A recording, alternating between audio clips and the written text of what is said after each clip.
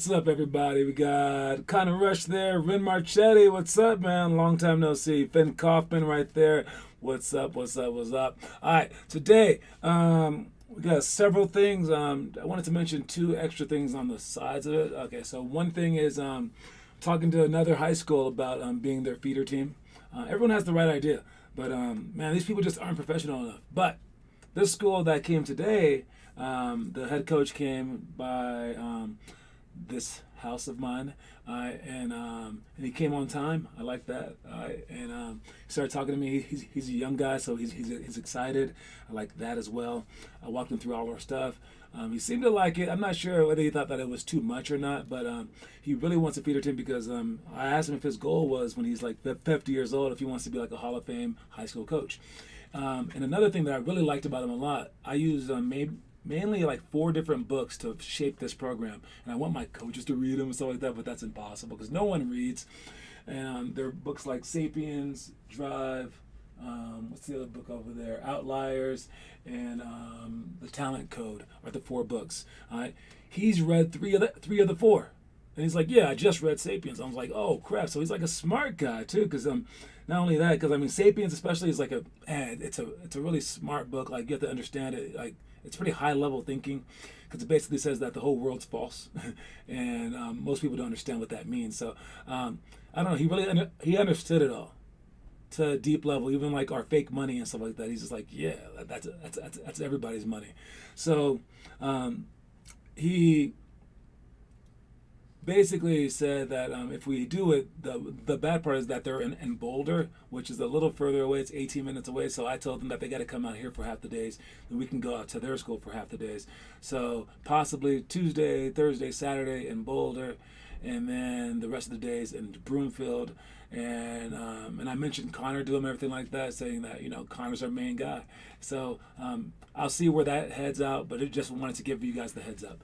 And yes, Ren, why don't you post anymore? Come on, Ren. All right, come on, Ren, step it up, dude.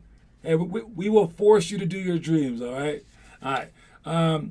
First things first is the quote of the day. All right, quote of the day is inches make champions. Ah, man, this couldn't have come on a better day unless it came like yesterday. But KD's game, he lost it by an inch, right? If his shoe size was a size smaller, he would have hit the 3, and he literally wears a shoe size smaller. I've seen him several games. This is not a lie, not an exaggeration, but at least 3 times I've seen his shoe fall off and he just puts it right back on without tying it up. He does wear a shoe size that's too big. It's really weird. He says he likes to feel free in the game. I'm like, you like to break your Achilles or tear your Achilles, break your leg, but and which did happen to him. But I don't know. It's really interesting that his feet are an inch too long, and that's what lost to him. But he barely stepped on the line and hit that long 2 that forced him to overtime instead of winning the game. If you watch the Al Pacino speech, on this page right here, this defines it perfectly. Okay, in our curriculum section under challenges, it says movie clips. I sent the clip out to those of you guys that have an iPhone. All right, and the following movie clips are meant to inspire in ways that improve both your basketball ability and your overall life. And there's movies like Ray. It just shows like one clip. I think this one is when he first started getting blind and he couldn't walk and he tripped up the stairs and his mom let him cry. All right, and he had to like feel around to figure things out. All right, Cool Runnings has a clip as well. Cinderella Man has a clip. Eddie the Eagle, The Dark Knight Rises, Gattaca, Glory has a great clip. Looper is an awesome clip. These are all different types of movies, but they all have clips that can help, forge your basketball career, which helped mine actually too. So these movies helped me. Malcolm X, The Matrix, Men of Honor. These are all like 5-minute clips or less. The Prestige, Rocket Man, which is the Elton John story, Rudy, Troy, and Any Given Sunday is the one that I was going to talk about. In this movie, he gives a halftime speech. It talks about the inches. The inches that we need are all around us, he says. All right, they're in every break of the game, every minute, every second. All right, 1/2 step too early, you don't quite catch it. 1/2 second too late, you don't quite make it. He goes, and he said, and on this team, we fight for that inch. On this team, we tear ourselves and everyone else around us to pieces for that inch.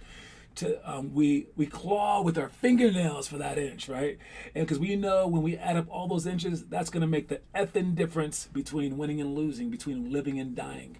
And he goes, and if I'm going to have any more life left in me, it's because I'm willing to fight and die for that inch. So every inch, we talk about inches during our basketball games as well, where, I mean, it might just be the first play of the game, and you don't feel like diving for the loose ball. But if you lose by 1 point at the end of the game, it was because of that play. You have to see it like that without going insane. That every single thing matters, without getting sad, of course, because you can always make up for it the next second, right? Just keep pounding away at every single inch, every single inch, every single inch. Anyways, the Ray clip was very sad. It was kind of sad. I didn't see them. John, you can still send me stuff, even though well, it's on our challenges page, okay? It's just so hard. It's so hard to text you, man, in a group situation. So I have a text group with all the iPhones, and then I have you. You and Vlad, who doesn't. We don't talk to Vlad anymore because he's too old. But yeah, the only ones with the Androids, I think, right? Yeah, that's great. Maybe a few dads, a few grandmas, maybe. Sorry, man, but just know that's on our website. All right, moving on. All right, you got spin move series, 2-on-2, 2 triangle, force post middle, poly pyramid, 0 to 3 seconds up by 3, 10 plus seconds down by 3 with free throws. I'll talk about the last two and then we'll show you the rest. All right, 10 plus seconds down by 3 with free throws. First of all, make your free throw. Try to make both free throws so that you're only down by 1. And if there's more than 10 seconds, you can't just let them run the clock out, because, I mean, that would be like if there was 12 seconds, there's 2 seconds remaining. It's possible. But if there's like 11 seconds, I say just, you can't chance it like that. But what you can do is trap. All right, you can make them pass 1 pass out. You can waste like 5 seconds if you're down by 1. All right, and then you can foul, because you can still go the full length of the court in 4 or 5 seconds. But if you miss one free throw or miss both free throws, you have to foul them right away, because now you can't be messing around, because if they hit both free throws, they're up by 2 possessions, and you want as much time on the clock as possible. 0 to 3 seconds up by 3, sideline out of bounds defense. All right, there's only 2 seconds on the clock, and we're up by 3. What I say to you guys is make a tough shot, because the lower age that you are, the harder it is to make tough shots overhand. And the lower age you are, the harder it is to trust your team to foul on purpose correctly if you're up by 3. Okay, so as you get older in college, if you're on a good college team, you can possibly foul on purpose. If you're on an NBA team, I think that fouling right away is a good thing, because NBA guys are good enough to try to foul, and then they'll see them shooting and then just pull their hands back. All right, so that's what I think. But understand that those are the 3 options. You never know what your coach might say. Other one is 2-on-2 triangle. That's just understanding how to jump off when the person up top passes the ball to the wing, how to jump off and follow them down, how to not follow them out, how to catch a ball on the wing, rip through, and then dribble with the strong side hand, how to screen down, teaches you that, and then how to wait for the screen, step underneath the basket, and come off the screen to play a one-on-one. And then it also teaches you how to rebound, because now the extra 2 people will be rebounding against each other off that. And then it teaches you how to go full court one-on-one to try to score on someone and to try to stop them. And then it also incorporates a very complicated system, so you, the basketball player, will be learning something complex where you're thinking of multiple things at the same time, trying to figure stuff out while still trying to play basketball. So I think it's a great drill. It's really hard to teach 2-on-2 triangle, but it's whatever. All right, now let's show you guys these real quick. I'm going to show you 2 on the iPad, but I'm going to show you 1 up here. So spin move series includes the spin move, the fake spin move, pump fake, rip through. All right, fake spin, pump fake, rip through, and then rocker step.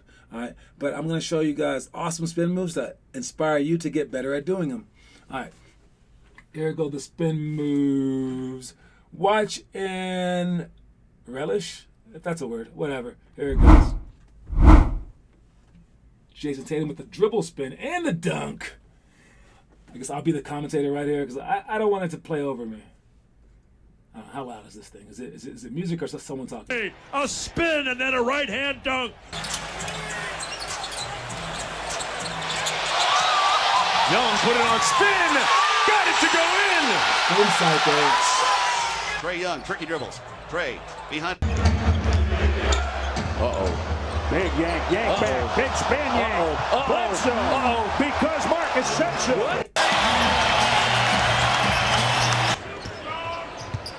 Okay, we're back to some style points on that one. I'll take that. Siakam. Here's Ingram, spinning around Mirotic to the reverse.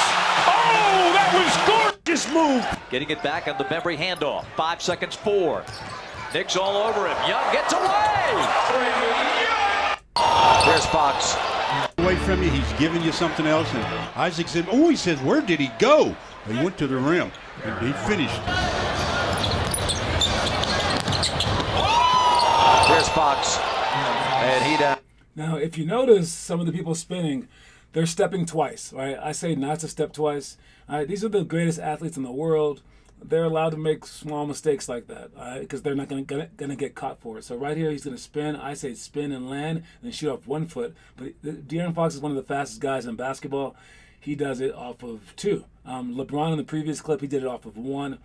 Some of them are dribbling afterwards. Again, those are excessively quick people, and those moves are outside the 3-point line. But wow. Now makes it 65-34. Oh, man, wash the clothes and put them in a spin cycle, says De'Aaron Fox, delivering at the basket. He's a lot of fun. Pass. A French Revolution. Tony Parker. Crawford, boy, Smith is right with him.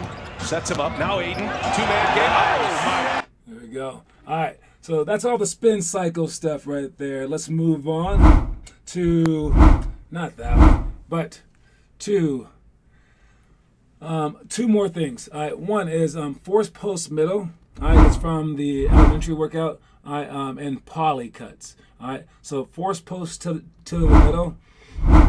We talked yesterday about I forgot what we're talking about actually. Let me see. I forgot. It was something in the post though. But oh yeah. But either way, you don't want to go until they dribble the ball. So when you're right here and you're guarding them on the weak side, all right, you don't want to let them go to the baseline. You don't want them to do a drop step because there is no help there. This help will come late, if at all. But that help also just leads to that pass too. You don't want them to go baseline. If they're on the outside, you want to force them baseline, but if they're on the inside, you want to force them middle. All right, now your team might do it differently, but this is just the best way. All right, now when you force him middle like this, you wait until he dribbles the ball. If he comes off and he takes 1 dribble, now you can dig down and help. Now you can dig down and help. And if he does, and if he passes out off of that reach, then he's just excessively good. All right, and I wouldn't worry about that too much. But you point at his chest and you swipe straight down with it. All right. The next one will be the Allen Iverson cuts. We went over that last workout with a few kids out there. Okay, and this is how it looks in the game. We dribble one way or the other, so we'll dribble right there. He'll come right there. And this guy is going to be the screener. So he has to cut out of the way, boom, and cut all the way through. This guy will follow him. All right. Then you walk him down, and then you sprint over this screen. Now, if he goes over the screen with you, that's an easy pass to a layup. All right. If that guy helps out, wrong guy. If that guy helps out, you can drive and then dish to either him, or if he covers down, dish to him. So you're driving to create. All right, but overall, this guy will make one of 3 mistakes. He might either go, as you go from right here to right here, he can go over to follow you to give you that layup, into the screen to give you a jump shot, or under the screen to give you a jump shot right here, or just to create afterwards. All right, so for the poly cuts, let's watch Houston do it, okay? Houston is a college that employs the Allen Iverson cut offense. A lot of teams do it. I mean, it's just a great play. But watch it real quick. We're right here with it. It allowed Keldon to play some scores. Baker was used at the 3. Of course, they're not as good without P.J. Washington. Push shot goes. Corey Davis Jr. pass. Calipari wanted a foul before. Now they're using 2 screens. If you see that, all right, you can do it either way. Calipari wanted a foul over, boom. I think he even has a drive right here. If he caught it correctly, he's gonna pivot with the wrong foot. All right, but if he caught that with a jump stop and made a right reverse pivot, he can go straight to the basket right here and occupy that guy who's going to have to decide, come here or leave this guy wide open underneath the basket. This guy should also be out of there way earlier than that, but it is what it is. For that play was a travel. Houston up so using the Iverson cut to get that guy open. Substitution. 2 minutes to play in Now Kansas he did City. go out early. See that? So now that guy did go out early, but now this guy came and filled the place. But I think that they're going to do an on ball right here. Let's see what happens. 55-54 Kentucky. Again, these guys employ the Allen Iverson cut a lot. That did not warrant a technical, in my opinion. Armani Brooks. All right, so that's that. All right, moving on. We got our homework stuff here. All right. Connor posting, and then we have Blake Bastani back in the mix. All right, great job, Blake, for stepping it up. Really appreciate that. All right, I don't want you to regret your life. All right, and Ren, once you start posting, man, you won't regret it. Okay, again, every day that passes by, that's an inch. That's an inch. So you don't want to regret those inches. Why do they all catch it wrong? Because if you look back at my career when I was in college, I probably caught it wrong too. It's hard to break it down. I think mostly because, man, it's such a minute detail. There's very few coaches that will teach minute details. All right, but I've had a few, and it made me think about the game more detailed. Like that's why someone like Kobe is so special, and someone like Steph Curry is so special because their footwork is just off the charts. Jason Tatum is another great footwork guy. Those guys are very, very rare.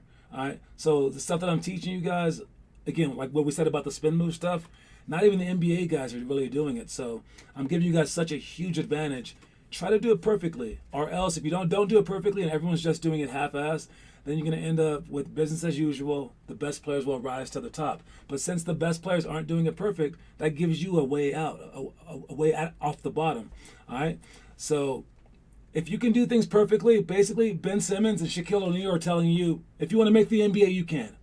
Because if Ben Simmons could shoot free throws and shoot a shot, there would be no room for anyone else. He would be the perfect player. So everyone has to have their kryptonite. All right? I think that they're just giving everyone a chance. All right? So if you don't have the height, the weight, the speed, the jumping ability, you can still be better than those guys because all those guys that do have that stuff, they're not going to do it perfect, which thankfully, thank God, that they don't, right? So don't ask that question. Just be like, good, all right? And then try to perfect it even more, all right? And don't try to be the person that gets by off of going half-assed. All right, so anyway, with the homework stuff, is anyone doing the scissor wrap series, or the scissor wrap move, trying to make it into a game move? I think that the best way to do it would be in and out, get them leaning this way, and then between the legs, and then behind the back to between the legs. And then you can pass out of it because I don't know if you have any more strength after that. I don't know. But if you can do a move off of it, that would be so cool. I've never seen that in a game. I've seen Chris Paul do it in an all-star game before, but he just did it for a pass. Let's see. The next one we got.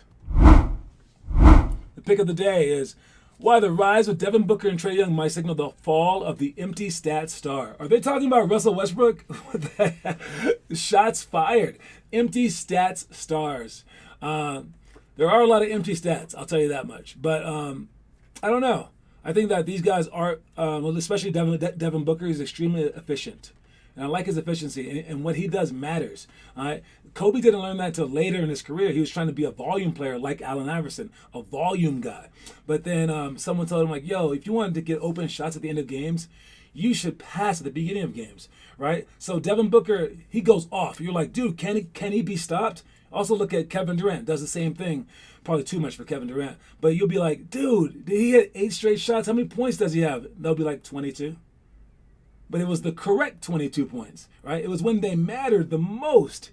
And you were looking the whole game at his passing skill. And then like he scored every now and then. He scored different ways. And then all of a sudden he just pours it on. Like LeBron James in the fourth quarter against Detroit Pistons years back, right? So efficient points, and that's not just stat padding. Maybe.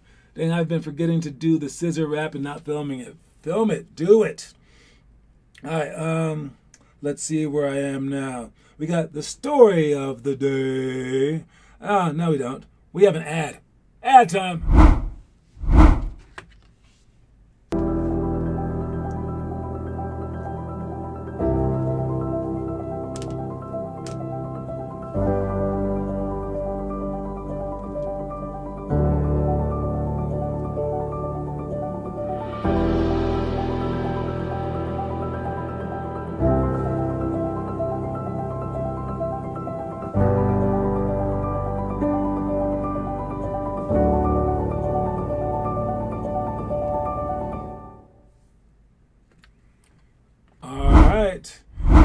And we're back. All right.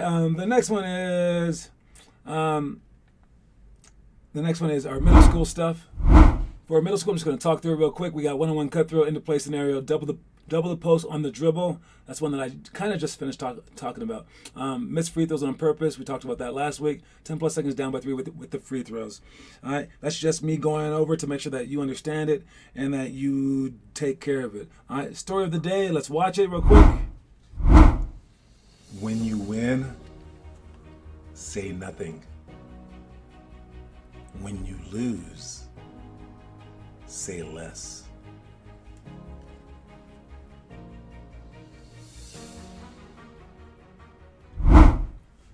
When you win, say nothing. When you lose, say less. I like that because of Kawhi Leonard. It's so cool to be like that. But there's also the other side of the coin where you could talk, but you better back it up, man. It's scary if you talk. If you're the talker, you better back it up. Like Blake Bastein's the talker. He's got to back it up, man. That would be like Muhammad Ali, right? And yes, you're right. If you're on a team with Steph Curry, your shots do get easier and your assists get easier. So you mentioned the shots, but also the assists you mentioned the assists, but your shots get easier as well. All right. It is trivia time right now. All right. And with trivia time comes Finn Kaufman time, man. This guy is just killing with the trivia today, or with this month, or the last 2 months, every single month, whatever. All right, but the trivia is on the Dream Team, and if you've been following the news, we got a few new Dream Team members. It's not the Dream Team since that's not the original, but for this year we got Dame, Harden, Beal, Tatum, Chris Middleton, KD, Dre, Bam, K Love, and Book, all on the team.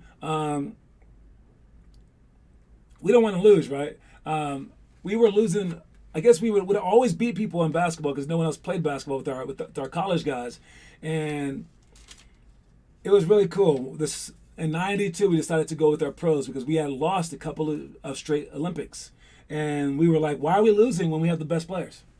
Because the other places they were playing with their NBA guys, the few that they had around the world, and we were playing with our college guys, right? And every other sport has professional athletes. It's crazy that we weren't doing it. So we did it, and they said from the get-go, that was amazing. When they played that first scrimmage against Cuba, Cuba came down and took pictures with them before the game. That was crazy. All right. They said that players were taking pictures from the bench when they were on the bench during the games.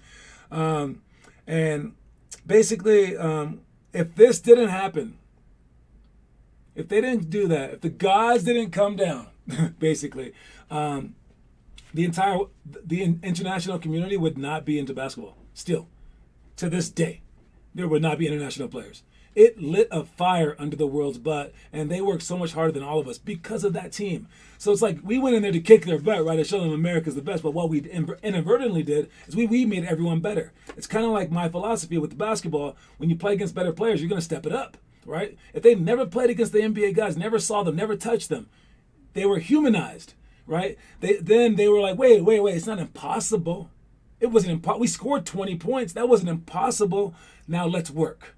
All right, but without that, they were standing back just watching these people from afar. And they thought, this is beyond me, right? When you go out there and you touch it, you have a chance, all right? Why no LeBron or Curry or Kyrie? The NBA season's a lot, especially for LeBron, which I'm about to mention in a second, because the trivia question for today is, ready for it? At least during the Cuba game, because that was the only time that they mentioned it. All right. In the beginning, when they introduced all the people except for Christian Laettner, they skipped him, which is hilarious. All right. how old was Larry Bird? That's the question. How old was Larry Bird? Okay? And then you got to start thinking about it. LeBron James is like 37 years old. People are like, he's not the greatest anymore. It's like, dude, he's supposed to be retired like a few years out of the NBA. He's supposed to be like old as heck. Oh, God, I can't move. All right? So, I mean, and like, it's crazy what he's still doing. And watch when your favorite player is up at that age. All right? My favorite player is probably KD. First person to put the right answer in there wins. I do like you said that. You know what? Okay, Finn Kaufman just put in a whole bunch of answers. He was the first one. But you know what? Connor Rush put the correct answer. So I'm going to give it to Connor. All right? I'm going to give it to Connor because it was not a guess. He knew how old he was. 35 years of age. All right? 35 years old, and he was like on his last leg. He couldn't even move. He was laying on his back on the side like he was an old man. I mean, think about that. All those other guys like Patrick Ewing, those guys are like 29, 28 years old. I mean, it's crazy. All right? So, I mean, like the guys in the NBA right now who are still doing that stuff at old age, like look at Vince Carter. Last year, he's playing when he's like 42. That's crazy. All right, so you should really respect those old guys. Like CP3, I think he's about 35, right? I mean, 35, 36. I'm not sure. All right, but yeah, these old guys are doing stuff because they're taking care of their bodies and things like that. But know that dream team, they did so much for the world of basketball by putting themselves out there. I think if they knew that all the foreigners would kind of catch up one day, maybe they wouldn't have done it. I don't know. But that is probably the greatest team to ever be put together. They were amazing. And, yeah, watching that video really brought back some memories. All right, no worries, Blake Bastani. We see you, man.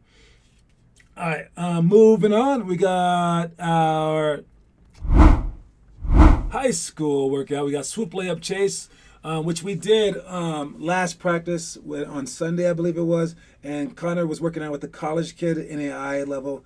And we're doing with both the, and the guy's steps were off. He couldn't quite do the swoop layup on the drive. And again, dude, he's in college and he couldn't do the simple stuff. I'm teaching you guys things that are high level because people aren't teaching things anymore. They're only winning games. And it's failing American players, really. It's crazy. The international community is leapfrogging us, right? So we can catch up with that. So thank God that they're not working, but we will work. So the swoop layup chase is you have someone in the middle, but then and then you try to drive from the wing. But that's way too easy to help out then. So you put them on the opposite, like, baseline side. Like as far toward the corner as they can get. They're going to try to do foot fire on the baseline. And as soon as you drive slowly going up with the side dribble from the wing to the top of the key, you drive as fast as you can. Then you do a swoop layup as they sprint over to try to help out the last second. This not only helps your drive, but it also helps out your defense, because if you can do it from the opposite freaking like corner during a game, when you're in the middle where you should be and they drive, you should be there by far. So basically, no one should ever drive. No one should ever be able to drive all the way to the key. All right. One, you should be forcing them to the sideline. Two, that weak side help needs to be there. And then three, once they start to pass the 3-point line, they need to sprint over, not just walk over and think about it. So when you guys are rotating on defense, make sure you guys are sprinting to those spots just like this drill. Why did you think I sped up the? Oh, Blake wants to brag about me saying that he was acting fast in a drill. So Blake wants me to tell you guys to watch his videos. He's speeding up lately. Blake, stop trying to humble brag, okay? I asked him, I said, did you speed up the video? Because he was going really fast. And he's like, no. So he was hyped. So now he wants me to bring that up right now. Dude, man, you're so transparent. All right, Connor looked up the answer. He looked up the answer. It's all right, though. All right, Google skills count.